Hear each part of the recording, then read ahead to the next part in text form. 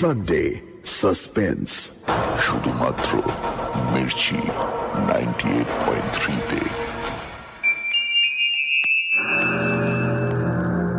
বাংলা সাহিত্যের রোমাঞ্চকর কিছু গল্প দিয়ে সাজানো আমাদের এই বিশেষ নিবেদন সানডে সাসপেন্স। আজ আপনার জন্য অদৃশ বর্ধনের লেখা চুল। অদৃশ বর্ধনের জন্ম 1932 সালে কলকাতায়। বিজ্ঞানের স্নাতক এই লেখকের ছোট থেকেই রহস্য রোমাঞ্চ গল্পের প্রতি প্রবল আকর্ষণ ছিল। প্রথম গল্প বেরোয় শুকতারায়, তারপর রোমাঞ্চ ও অন্যান্য পত্রিকার জন্য লিখে গেছেন নানান গল্প উপন্যাস। এদেশের কল্পবিজ্ঞান কাহিনীর প্রথম পত্রিকা আশ্চর্যর প্রতিষ্ঠাতা ও সম্পাদক হন 1961 সালে। আজকের গল্পটি আমরা নিয়েছি রঞ্জিত চট্টোপাধ্যায় সম্পাদিত নির্বাচিত ভূতের গল্প এই বইটি থেকে। প্রধান চরিত্রে বিবেক, আশিস ও সুমিতা। গল্প পাঠে মীর ও সমক। গল্পের সূত্রধার দীপ। শুরু হচ্ছে চুল।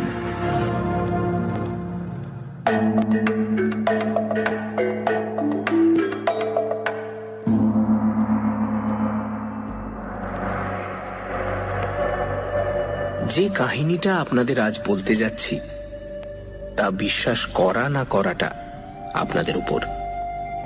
কেননা নিজের মনেই বিশ্বাস উৎপাদন করানোর মতো যুক্তি আমি আজও খুঁজে পাইনি।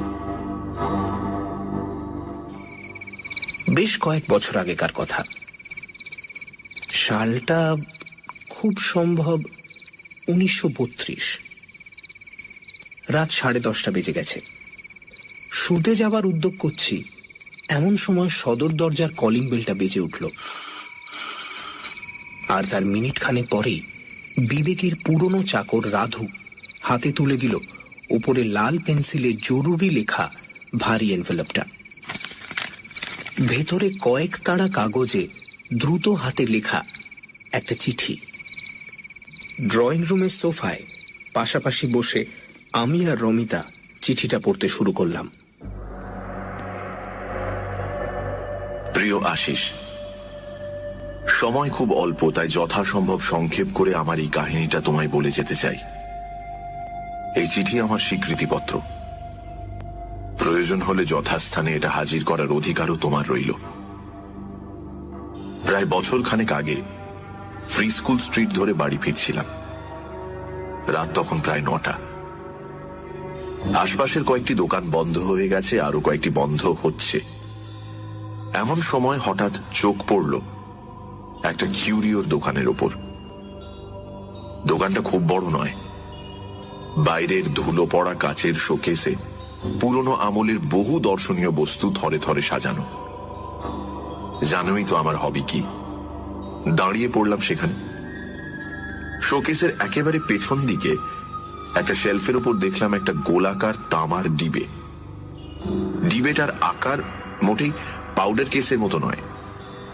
আর বোধহয় সেই কারণেই জিনিসটার উপর আমার দৃষ্টি আকৃষ্ট হয়েছিল প্রথম থেকেই। সঠিক কি কারণে জানি না, বোধহয় এরকম কোনো বাক্স ইতিপূর্বে দেখিনি বলেই দাঁড়িয়ে দাঁড়িয়ে সেটা খুঁটিয়ে খুঁটিয়ে দেখতে লাগলাম। শোকেসের কাঁচটায় ময়লা এমনই পুরু হয়ে জমেছিল যে সে আস্তরণ ভেদ করে আমার দৃষ্টি ভেতরে ভালো করে প্রবেশ করতে পারছিল না। তাই জিনিসটাকে একবার হাতে করে দেখবার জন্য দোকানের ভেতর ঢুকলাম।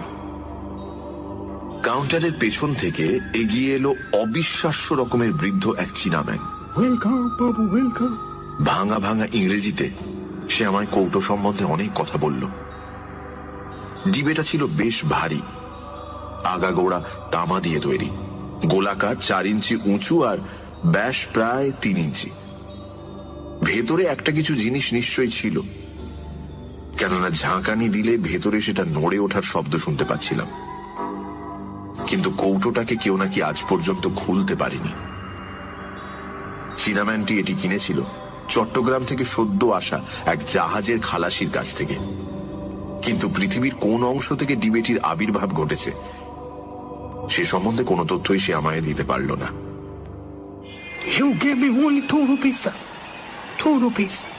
আমি তাকে 1 টাকা দিলাম।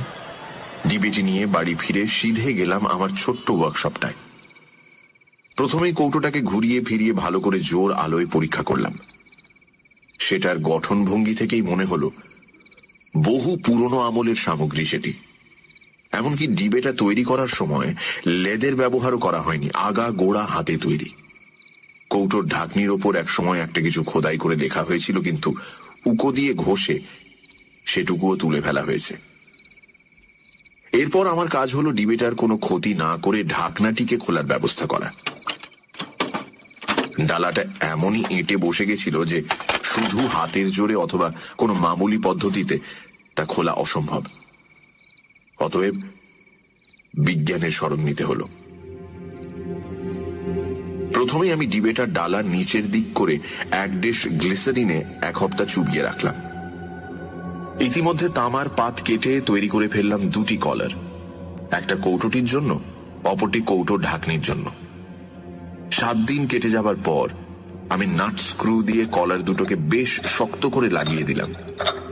তারপর কৌটোটিকে ভাইসে চেপে ধরে কলারের ওপর হাতুড়ি ঠুকে ঢাকনিটাকে ঘুরিয়ে দেবার চেষ্টা করতে লাগলাম, কিন্তু ঢাকনিটা ঘুরল না। তখন উল্টো দিকে হাতুড়ি ঠোকা দিতেই তৎক্ষণাৎ ঘুরে গেল ডালাটা। বুঝলাম আজ পর্যন্ত কেন কেউ এটা পেঁচিয়ে খুলতে পারেনি। কৌটোটার প্যাঁচ সাধারণ নিয়মের সম্পূর্ণ উল্টো। ডান দিকে ঘোরালে তবে সেটা খোলে। মনে পড়ল বহু বছর আগে এইরকম উল্টো নিয়মেরই প্রচলন ছিল। যাই হোক, ধীরে ধীরে ঢাকনিটা ঘুরিয়ে দিতে লাগলাম। অতি সাবধানে হাত দুটি সামনে এগিয়ে ধরেছিলাম ডিবেটা, কেননা ভেতরে এত বছর ধরে কি জিনিস যে লুকিয়ে আছে তা তো জানি না। বোমার মতো সেটা আচমকা ফেটেও পড়তে পারে, লাফিয়ে উঠে হয়তো আমার মুখে প্রচন্ড আঘাতও হানতে পারে। ডালাটা খুলে আনার পর কিন্তু চাঞ্চল্যকর বিশেষ কিছু ঘটল না। মনে হলো ডিবেটার অর্ধেক শুধু ধুলোতেই ভর্তি, কিন্তু একেবারে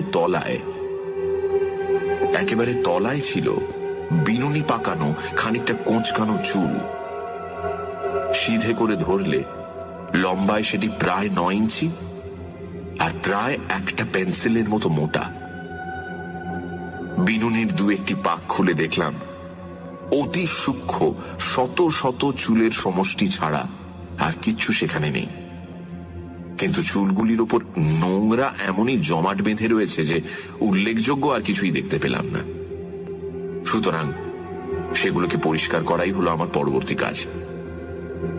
প্রথমে জল মেশানো পাতলা হাইড্রোক্লোরিক অ্যাসিডে ডুবিয়ে রাখতে চুলের তেলতেলে ভাবটা চলে গেল। তারপর কাপড় কাচা সোডার জলে ডুবিয়ে রাখতে চুলে আর অ্যাসিডের অবশিষ্ট লেগে রইল না। এরপরে ডিস্টিলড ওয়াটারে বেশ করে ধুয়ে অ্যালকোহলে ডুবিয়ে তুলে নিলাম, ফলে জলকণা মুক্ত হলো চুলগুলি। সব শেষে ইথারে ডুবিয়ে দিলাম বিনুনিটা। ইথার থেকে যখন চুলের গোছাটা সবই তুলেছি, এমন সময় খবর এলো যে ফোনে আমায় কে ডাকছে। সুতরাং হাতের কাছে প্রথমেই যে পরিষ্কার জিনিসটা পেলাম সেটা এক টুকরো সাদা কার্ডবোর্ড, তার উপরেই পিন দিয়ে বিনুনিটা গেঁথে চলে গেলাম ফোন ধরতে।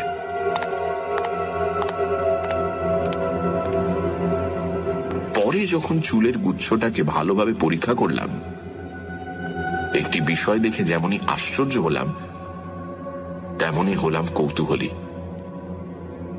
চুলগুলি একজন নারীর কেশ থেকে সংগৃহীত হয়নি, বিভিন্ন নারীর কেশ সম্ভার থেকে সংগ্রহ করে এনে তবে তাদের বিনুনি পাকিয়ে এক করে রাখা হয়েছে। ঘোর কৃষ্ণবর্ণ থেকে শুরু করে বাদামি, লালচে, সোনালি, এমনকি শ্বেত শুভ্র চুল পর্যন্ত পাকিয়ে রাখা হয়েছে পরম যত্নে। কোনো চুলেরই কৃত্রিম রং নেই। তা থেকেই প্রমাণিত হয় কত বহু বছর আগেকার সেই বিনুনিটি। এরপর নিছক কৌতূহলের বশে 2-1জনকে বিনুনিটি দেখালাম, কিন্তু বস্তুটি তাদের বিশেষ আগ্রহের খোরাক হয়ে উঠেছে বলে মনে হলো না। সুতরাং সেটিকে আমি তামার ডিবেতে ভরে কাবার্ডের অন্যান্য সংগ্রহের সাথে রেখে দিলাম। তারপর এক সময় ধীরে ধীরে মন থেকে মুছে গেল সে কথা। আর তারপরেই ঘটল অদ্ভুত ঘটনাটা। প্রায় দিন 10 পরে হঠাৎ দেখা হয়ে গেল আমার এক বন্ধুর সাথে আর এক বন্ধুর বৈঠকখানায়। বন্ধুটির নাম সমরজিৎ। সমরজিতের কপাল ঘিরে একটা পুরো ব্যান্ডেজ। স্বভাবতই জিজ্ঞেস করলাম তার মাথায় কি হয়েছে, কিন্তু তার উত্তর শুনে অবাক হয়ে গেলাম। মাথায় যে তার কি হয়েছে তা সে নিজে তো জানেই না, এমনকি তার ডাক্তারও জানে না। চা খেতে খেতে আচম্বিতে সে ধড়াস করে পড়ে যায় মেঝের ওপর, নিস্পন্দ দেহ থাকে পড়ে। বেজায় ভয় পেয়ে গিয়ে তার স্ত্রী তৎক্ষণাৎ খবর পাঠালে ডাক্তারের কাছে। মিনিট 5 মধ্যেই চেতনা ফিরে আসতে উঠে বসে জিজ্ঞাসা করল সমরজিৎ যে কে তার কপালে মারল। কিছুক্ষণের মধ্যে সুস্থ হয়ে উঠল সে। শুধু কপালে তীব্র যন্ত্রণা বোধ ছাড়া আর বিশেষ কোনো অসুবিধে রইল না। কপালের যে জায়গাটায় যন্ত্রণাটা অনুভূত হচ্ছিল সেখানটায় ডাক্তার প্রথমে একটা লালচে দাগ ছাড়া আর কিছুই দেখতে পেল না। দাগটা ধীরে ধীরে স্পষ্ট হয়ে উঠছিল, ধীরে ধীরে পরিষ্কার হয়ে ফুটে উঠতে লাগলো দাগটা। শেষে মনে হলো কপালের ওই জায়গাটায় লাঠি দিয়ে হানা হয়েছে এক প্রচন্ড আঘাত।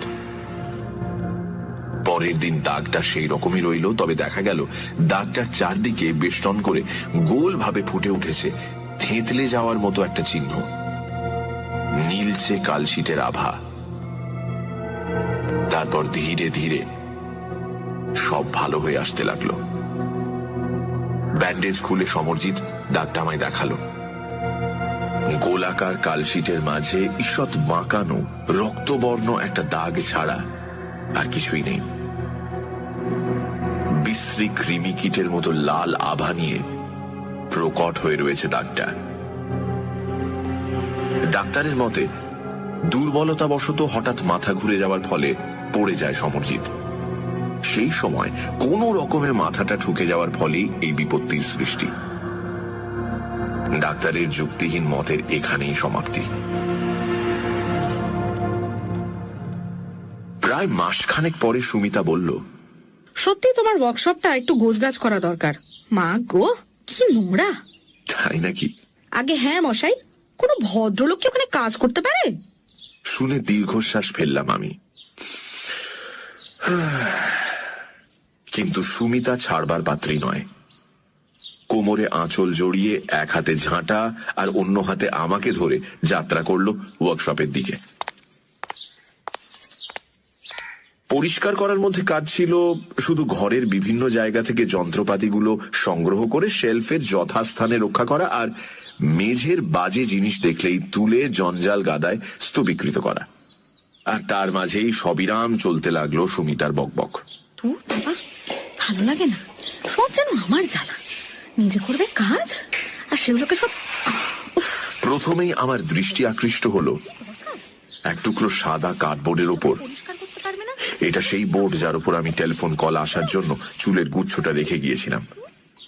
কার্ডবোর্ডটার অপর দিকে চোখ পড়তে দেখলাম সেটা ফ্ল্যাশ লাইটে তোলা একটা গ্রুপ ফটোগ্রাফ।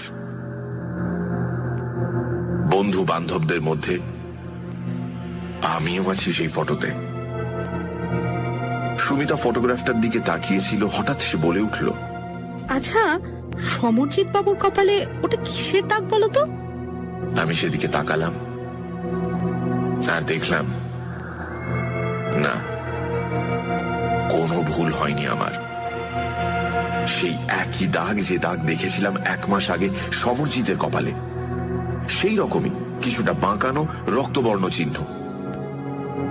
কিন্তু সবচেয়ে অদ্ভুত ব্যাপার হলো এই যে ফটোটা তোলা হয়েছিল প্রায় 5 মাস আগে।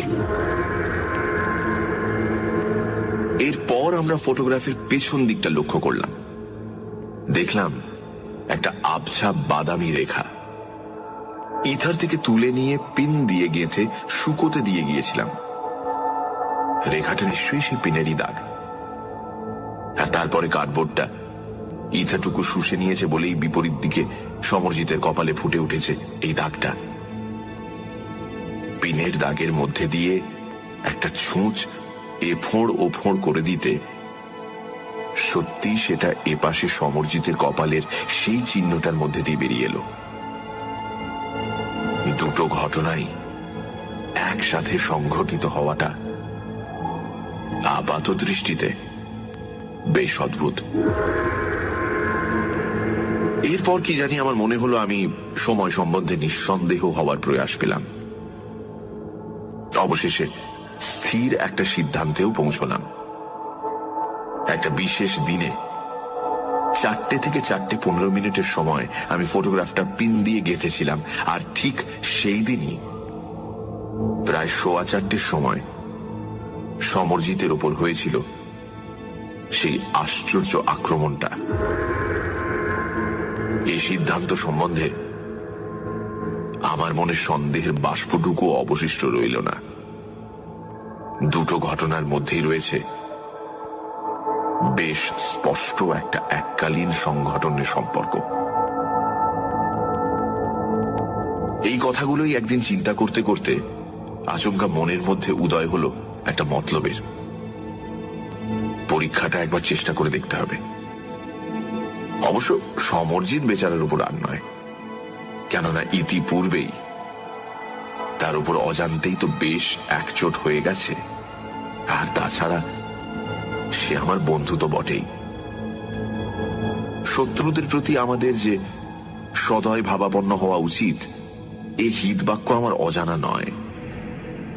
আর বাস্তবিক পক্ষে সে বাক্য আমি কিছু কিছু মেনে চলতেও চেষ্টা করি। কিন্তু যেখানে এরকম একটা এক্সপেরিমেন্টের নিতান্ত প্রয়োজন হয়ে পড়েছে, যদিও সহস্রের মধ্যে একটিতে সাফল্য আসবে কিনা সন্দেহ, তবুও স্বভাবতই বন্ধু অপেক্ষা শত্রু মনোনয়নই শ্রেয়। সুতরাং এরপর থেকে আমি ব্যস্ত রইলাম মনোমতো একটা শিকার অন্বেষণে, যাতে হঠাৎ যদি আবার একটা কোইন্সিডেন্স ঘটে যায় তবে তার ফলে আমার বিশেষ ক্ষতি হবে না। আর যে ব্যক্তি বিশেষটিকে মনোনীত করলাম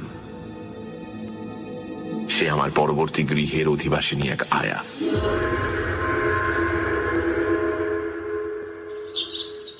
বাথরুমের জানলা থেকে ওদের উঠোনটা আমরা দেখতে পেতাম।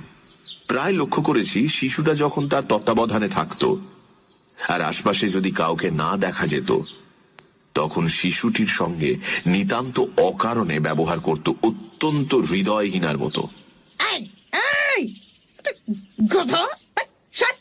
অপরের বাড়ির দৈনিক ঘটনাবলী লক্ষ্য করা অবশ্য অত্যন্ত গর্হিত কাজ, কিন্তু অবোধ শিশুটার ওপর তার অযৌক্তিক নির্দয় আচরণ তুমি দেখলে নিশ্চয়ই এই অপরাধ থেকে আমায় মুক্তি দিতে।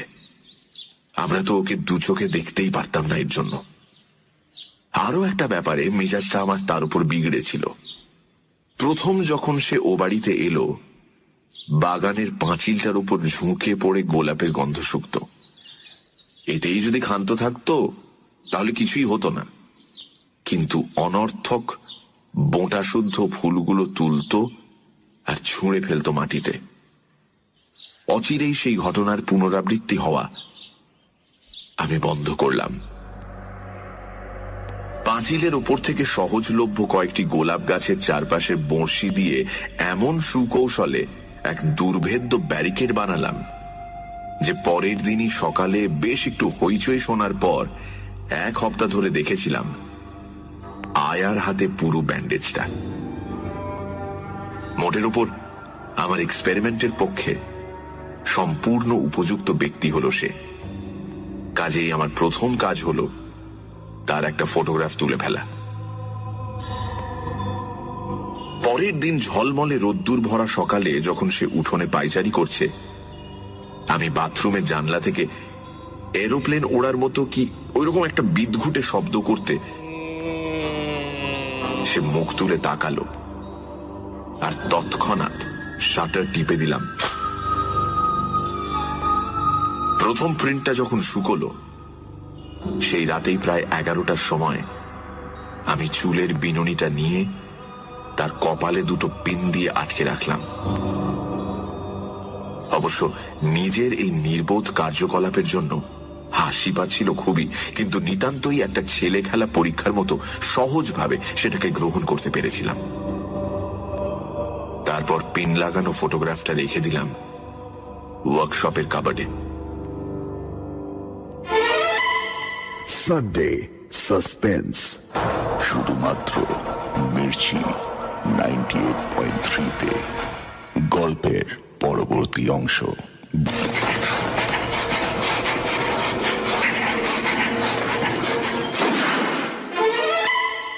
Sunday suspense.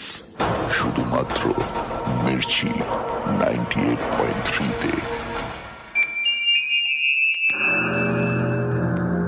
সানডে সাসপেন্সে আজ অদৃশ বর্ধনের লেখা চুল। বছরখানেক আগে এক চায়নাম্যানের কাছ থেকে একটা তামার ডিবে কেনে বিবেক। ডিবের ভেতরেই সে খুঁজে পায় বিভিন্ন নারীর চুল দিয়ে পাকানো একটা বিনুনির গোছা। ধীরে ধীরে সেই চুলের শক্তি সম্পর্কে সে সচেতন হতে থাকে। যার ছবির ওপর এই চুল আটকে রাখা হবে তার উপরে আসবে এক গভীর আঘাত। না চাইতেই এক বন্ধুর কপালে সেই আঘাত এনেছে সে। এবারে দ্বিতীয় এক্সপেরিমেন্টের পালা। তার লক্ষ্য সামনের বাড়ির এক মহিলা আয়া। তারপর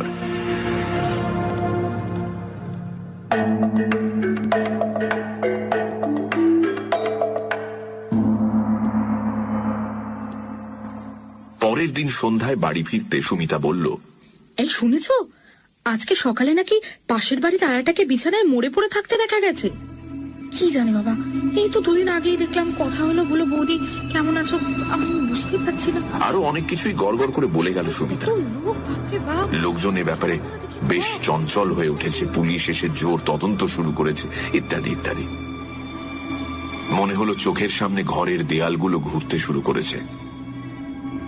কতক্ষণ স্তম্ভিতের মতো দাঁড়িয়েছিলাম জানি না।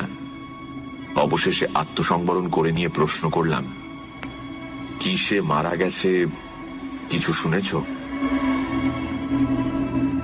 বুঝতেই পারছ, সুমিতা আমার এক্সপেরিমেন্ট সম্বন্ধে বিন্দু বিসর্গ জানত না। জানলে এ পরীক্ষায় হাত দিতে সে আমায় কখনোই দিত না। জানোই তো, কুসংস্কারের হাওয়া সব সময় তাকে কেমন ঘিরে থাকে। আমার সঙ্গে এতকাল বসবাসের পরও মনের অন্ধকার তার এখনো পুরোপুরি ঘোচেনি।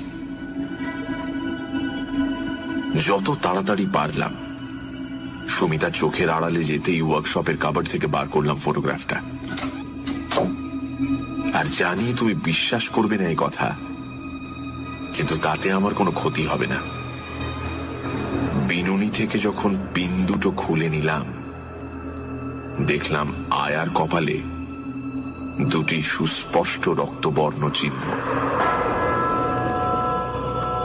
কতক্ষণ যে অভিভূতর মতো বসেছিলাম সে সময়ের হিসেব ছিল না। ইংরেজিতে যাকে কোইন্সিডেন্স বলে, তা কি কখনো দুবার ঘটা সম্ভব? একবার সমরজিতের ক্ষেত্রে, আবার এই আয়ার ক্ষেত্রে। কিন্তু আমার চোখকে আমি অবিশ্বাস করতে পারি না।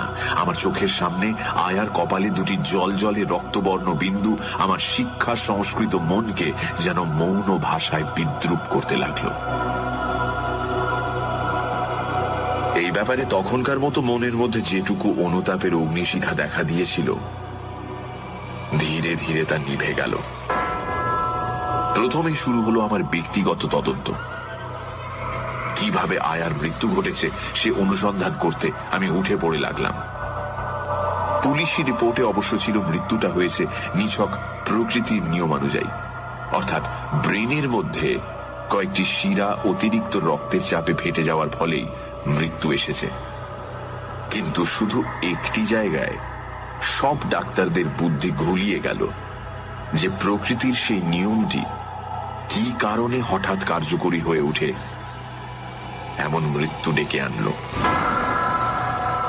সমরজিতের কপালে যেমন চিহ্ন দেখেছিলাম, এরও কপালে ছিল হুবহু সেই চিহ্ন, তবে এবার সংখ্যায় দুটি। দু একজন ডাক্তার অবশ্য বলেছিল যে এক্স রে করে করোটির ভেতরটা দেখা যাক।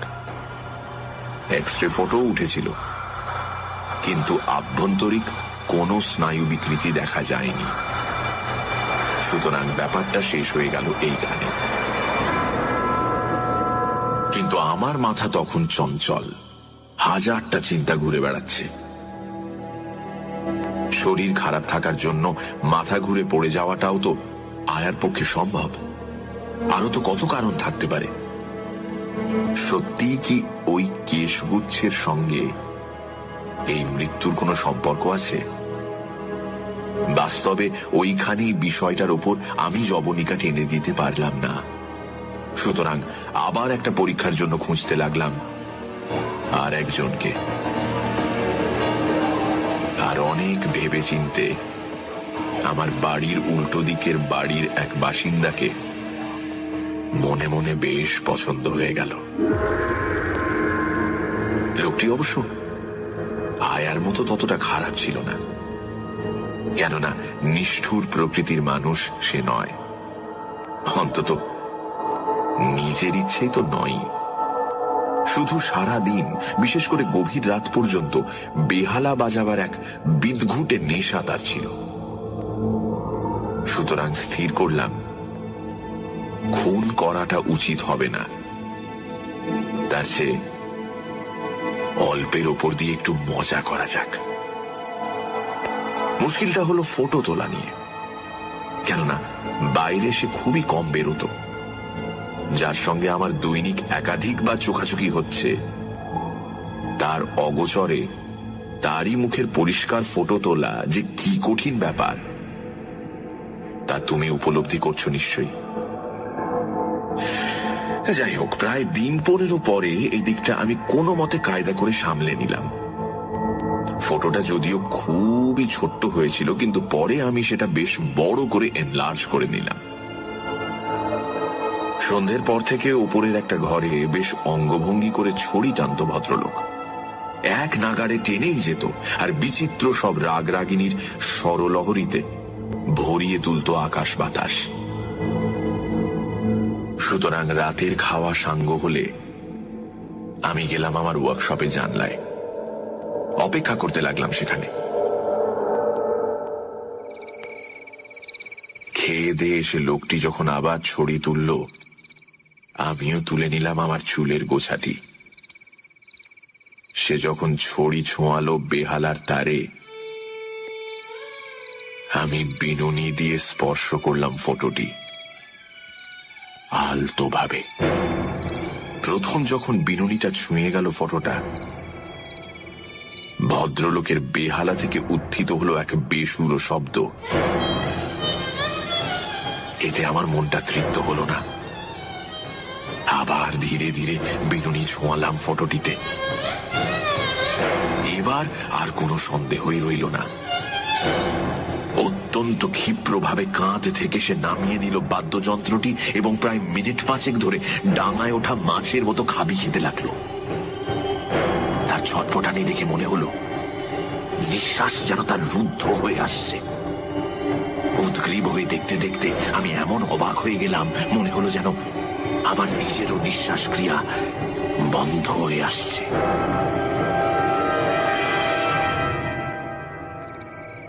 বিনুনিটা আমি সরিয়ে নিলাম। তারপর ভাবতে লাগলাম যে এরপর আমার কর্তব্য কি। বিপজ্জনক ওই চুলের গোছাটি কি পুড়িয়ে ফেলবো নাকি রেখে দেব? অনেক ভেবে দেখলাম সাধারণ দর্শন কিন্তু অসাধারণ শক্তি সম্পন্ন ওই চুলগুলোকে আরো বিভিন্ন উপায়ে আমি তো ব্যবহার করতে পারি। সঙ্গে সঙ্গে আমার কার্যপন্থাও স্থির হয়ে গেল।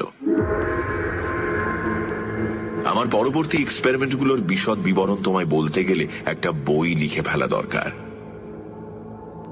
এসব পরীক্ষা চলেছিল বেশ কয়েকটি মাস ধরে। শেষকালে গোটা বিষয়টাকে আমি এমন একটা নিখুঁত বিজ্ঞান পরিধির মধ্যে কেন্দ্রীভূত করে ফেললাম যে যে কোনো জীবন্ত প্রাণীকে মশা মারার মতো ক্ষুদ্র যন্ত্রণা দেওয়া থেকে শুরু করে হত্যা করা পর্যন্ত আমার কাছে নিতান্ত ছেলে খেলার ব্যাপার হয়ে দাঁড়ালো।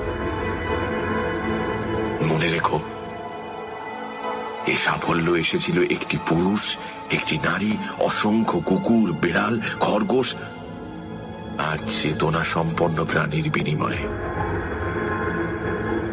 এরকম একটা আবিষ্কার করে যে আনন্দ আমি পেয়েছিলাম, এক্সপেরিমেন্টের পর এক্সপেরিমেন্ট করে যে মজা অনুভব করেছিলাম, তা প্রকাশ করা ভাষার সাধ্য নয়।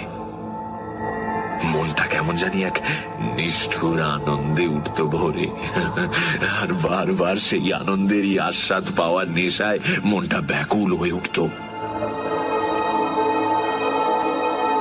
তারপর একদিন আমার দৃঢ় বিশ্বাস জন্মালো যে এই অপরিমেয় শক্তির প্রসাদে ত্রিভুবন জয় করাও আমার আর অসাধ্য নয়। কেশগুচ্ছটার ব্যবহার মাত্রা সম্বন্ধে আমার জ্ঞান, অভিজ্ঞতা এবং দক্ষতা এমনই গভীর আর নির্ভুল হয়ে উঠল যে ভাবলাম এরপর যদি এই শক্তিকে বাস্তব ক্ষেত্রে প্রয়োগ না করি তাহলে সেটা হবে নিতান্তই পরিতাপের বিষয়। অর্থাৎ অন্যভাবে বলতে গেলে অধিক জীবন নষ্ট না করে অল্প সময় এবং অল্প প্রয়াসে সৌভাগ্য সূর্যকে মধ্য গগনে আনতে হলে এবার শক্তির বাস্তব প্রয়োগ নিতান্তই প্রয়োজন। ভেবে দেখলাম অপ্রিয় ভাজন আর অবাঞ্ছিত ব্যক্তিদের উপর ক্রমাগত শক্তির প্রয়োগ করতে গেলে সময় লাগবে অনেক।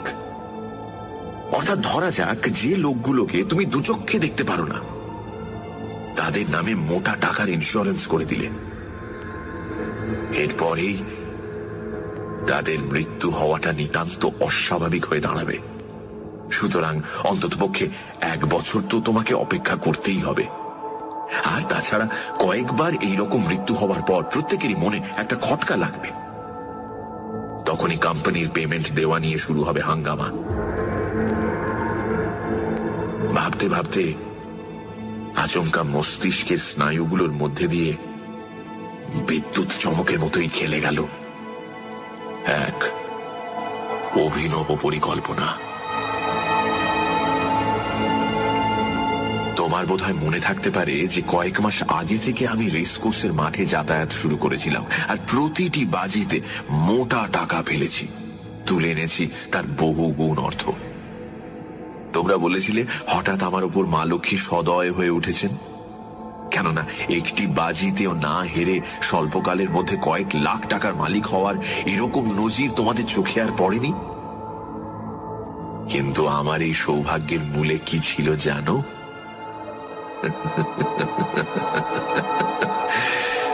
বিচিত্র বর্ণের ওই কেশগুচ্ছটি। কাজটা খুবই সহজ। আমাকে সংগ্রহ করতে হয়েছিল শুধু 1 টুকরো কার্ডবোর্ড, আর তার উপরে আঠা দিয়ে লাগিয়ে রেখেছিলাম একটি ছাড়া সবকটি দৌড়বাজ ঘোড়ার ফটোগ্রাফ। যেটির ফটো ছিল না সেটির ওপরই বাজি ধরতাম আমার সর্বস্ব। তারপর দৌড় শুরু হওয়ার একটু আগে এসে বসতাম সুবিধে মতো নিরালা দেখে একটা জায়গায়, আর এমন জায়গা বেছে নিতাম যেখান থেকে সমস্ত রেস কোর্সটা পড়ে থাকতো আমার চোখের সামনে। ভাবছো বুঝি রেসের ঘোড়াগুলোকে আমি জখম করে দিতাম? ভুল ধারণা। মারাত্মক রকমের আমি কিছুই করতাম না। শুধু ঘোড়াগুলো যখন দৌড়তে শুরু করত, আমি বিনুনিটি খুব আলতোভাবে ফটোগুলোর উপর দিয়ে বুলিয়ে নিয়ে যেতাম। ফলে ক্লান্তিবোধ ছাড়া ঘোড়াগুলোর আর কোনো ক্ষতি হতো না। যদি দেখতাম তা সত্ত্বেও কোনো তেজি ঘোড়া আমার প্ল্যান বানচাল করার চেষ্টা করছে, তখন আবার একটু মোলায়েম স্পর্শ, ব্যাস। দৌড়ের মাঝে সবকটি ঘোড়াই যেন ক্লান্ত হয়ে না পড়ে আর দৌড় যেন পণ্ড না হয়ে যায়, সেজন্য আমি গোড়া থেকেই বেশ সতর্ক থাকতাম। একটা ছাড়া সবকটি ঘোড়াই যদি মাটিতে লুটিয়ে পড়ে অথবা থেমে গিয়ে ছটফট করতে থাকে, তাহলে রেস বাতিল হয়ে যাওয়ার সম্ভাবনা খুবই বেশি। সুতরাং রীতিমতো নৈপুণ্যের সঙ্গে চুলের গোছা ব্যবহার করেছি প্রত্যেকবার। আর ঘরে এনেছি টাকা, প্রচুর টাকা।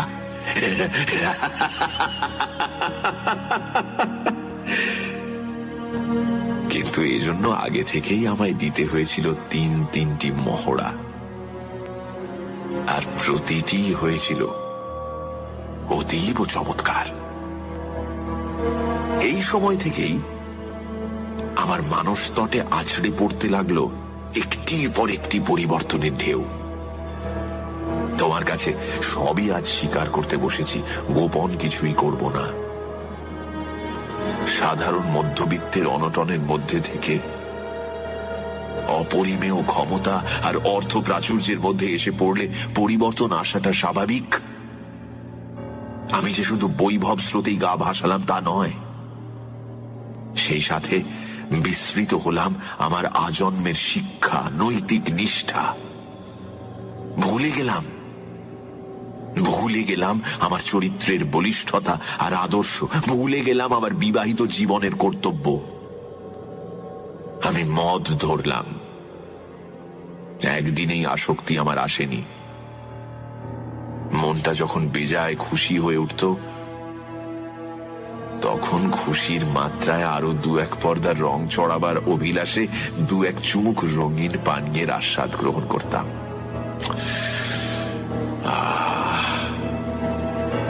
যতদিন যেতে লাগলো, অর্থ আসতে লাগলো স্রোতের মতো, আর ততই ধীরে ধীরে মনের যেটুকু বাধা ছিল তাও গেল মুছে। বিজয় গৌরবে উল্লসিত হয়ে মদ খাওয়াটা তখন প্রায় রোজকার কাজে দাঁড়িয়ে গেছে। এই জন্য কোনোদিন কোনো গ্লানি অনুভব করিনি। সুমিতা প্রথমটা ধরতে পারেনি। তারপর যখন পানীয়ের মাত্রা সীমা ছাড়ালো, সুমিতার আর কিছুই অজ্ঞাত রইল না। কিন্তু ভাই আশিস, তার মতো স্ত্রী পাওয়া বহু জন্মের পুণ্যের ফল ভাই। সে রাগ করেনি, কড়া কোনো কথাও শোনায়নি, অভিমানও করেনি। শুধু গভীর দুটি বড় বড় চোখে নীল সায়রের মতো অশ্রুধারা দুলিয়ে আমাকে মিনতি করেছে। দুটি পা চোখের জলে ধুইয়ে দিয়েছে, কিন্তু তবুও আমার চৈতন্য হয়নি। হেসে তার মিনতিকে উড়িয়ে দিয়েছি, বলেছি, খাচ্ছি তো খাবারই জিনিস, অখাদ্য তো নয়। কেন এত ভাবছো বলো তো? আর যে কত কি বলেছি তা মনে নেই, কিন্তু জানোই তো, যার ওপর সুর আর ক্রিয়া একবার শুরু হয়, ধীরে ধীরে লুপ্ত হয়ে আসে তার স্বাভাবিক বুদ্ধিবৃত্তি আর চৈতন্যবোধ। এইরকমই এক রঙিন নেশা ভরা মুহূর্তে সুমিতা চোখের জলে দুটি গাল ভাসিয়ে আমাকে কাকুতি মিনতি করে বলেছিল এই জিনিস ত্যাগ করতে। ওই রকম একটা সুন্দর আমেজ ভরা মিষ্টি মুহূর্তে কানের কাছে একঘেয়ে কান্না শুনতে শুনতে হঠাৎ কেমন জানি মেজাজটা বিগড়ে গেল। বললাম, আমার স্ত্রী তুমি, তুমি আমার সহধর্মিনী। যে ধর্ম আমার, সে ধর্ম তোমারও। অতএব এরপর যা হলো তা লিখে আর লেখনী কলঙ্কিত করতে চাই না। সুমিতার মুখে শেষ পর্যন্ত এক ফোঁটা উইস্কিও ঢালতে পারিনি, কিন্তু সেদিন তার যা মূর্তি দেখেছিলাম, জীবনে আর দেখিনি সেই মূর্তি। এখনো যেন চোখের সামনে দেখতে পাচ্ছি তাকে, তার মুখ কান্নার জলে ভেজা, চুল এলোমেলো, আর পরনের জামা কাপড় এদিক সেদিক। কণ্ঠে তার সে কি তীব্রতা! আমি বারণ করছি তো, আমি এসব মুখে ছোঁয়াবো না। ছাড়ো ওখান থেকে, ছাড়ো আমাকে। আমার ভালো লাগছে না, কিন্তু আমি বলে রাখলাম, আমাকে ছাড়ো। যেটুকু চৈতন্য আমার জেগেছিল এরপর সেটুকুও যেন লোপ পেল। সে কি বলেছিল মনে নেই, শুধু মনে আছে মাথার মধ্যে যেন দাউ দাউ করে জ্বলে উঠেছিল নরকের আগুন। চিৎকার করে বলেছিলাম, তবে দেখো আমার ক্ষমতা, মদ তোমাকে আজ খাওয়াবই। চোখের পলকে আলমারি থেকে টেনে বার করলাম পারিবারিক অ্যালবাম, আর পকেট থেকে চুলের গোছাটা বার করে চেপে ধরলাম ফটোটির ওপর।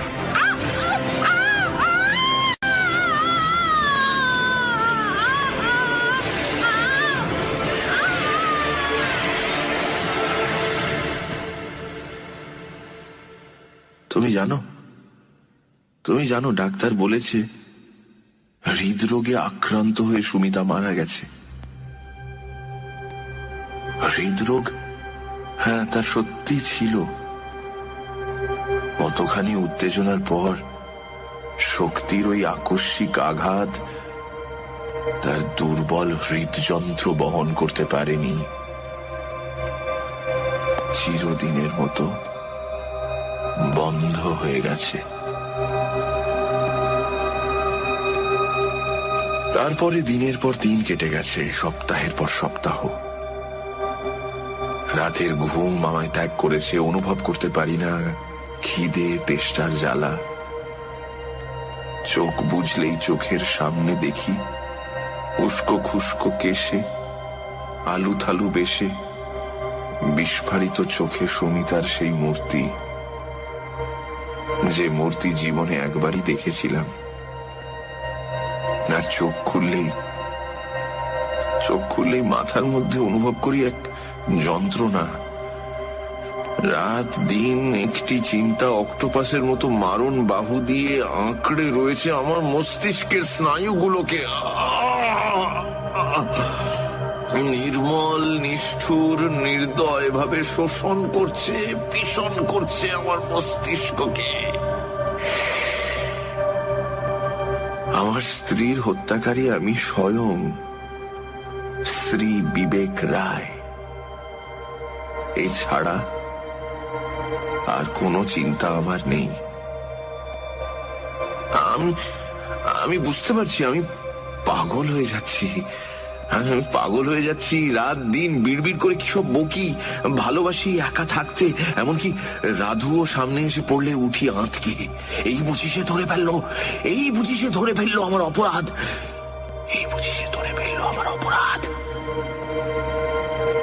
আমি বেশ বুঝতে পারছি আমার চিন্তাধারা বিকৃত হয়ে যাচ্ছে, আমি উন্মাদ হয়ে যাচ্ছি। কিন্তু তার আগেই লিখে রেখে গেলাম আমার স্বীকৃতি। বিশ্বাস করো আর নাই করো, যে মহাপাপ আমি করেছি তার শাস্তি দেবার আয়োজন করেছেন বিধাতা স্বয়ং সারাটা জীবন ধরে। কিন্তু আমি পারবো না। এর শাস্তি সারা জীবন ধরে বহন করছে, আমি পারবো না। আশিস,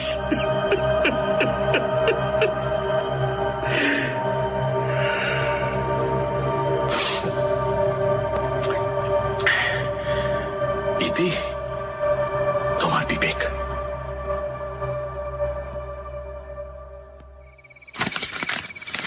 স্ত্রী শোকে সত্যি বেচারা একেবারে উন্মাদ হয়ে গেছে।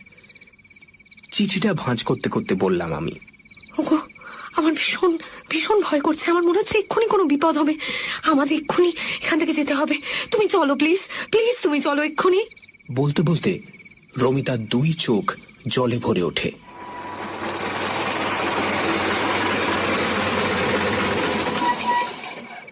কয়েক মিনিটের মধ্যেই আমরা পৌঁছলাম বিবেকের প্রাসাদে। 3 তলায় ওর ঘর। দরজা বন্ধ ছিল, ঠেলা দিতেই খুলে গেল।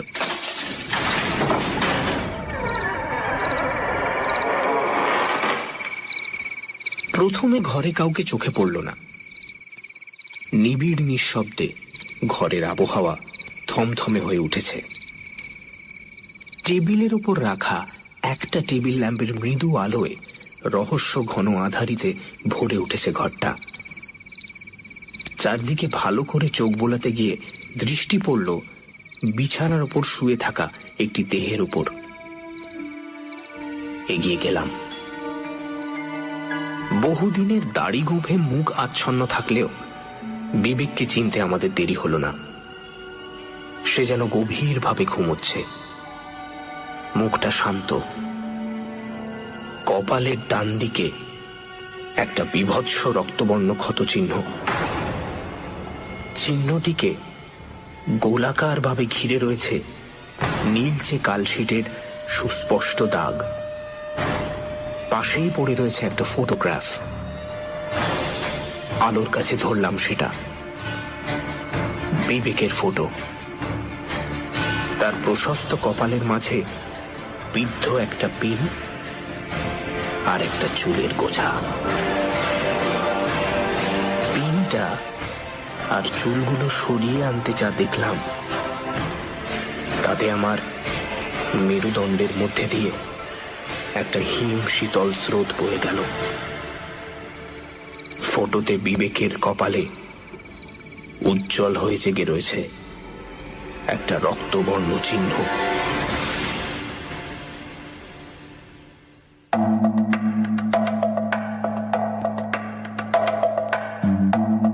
শুনছিলেন চুল, রচনা অদৃশ বর্ধন। গল্প পাঠে ও বিবেকের চরিত্রে মীর। গল্প পাঠে আশিস ও চায়নাম্যানের ভূমিকায় সোমক। গল্পের সূত্রধার দীপ। সুমিতা শ্রী, রমিতা রিয়া। শব্দগ্রহণ, আবহ সঙ্গীতে এবং স্পেশাল এফেক্টসে রিচার্ড। বিশেষ সহযোগিতায় সোমক। পর্ব পরিচালনায় রাইট ব্রাদার্স থেকে অনির্বাণ ও অভিষেক। পরিকল্পনা ও পরিচালনায় ইন্দ্রাণী।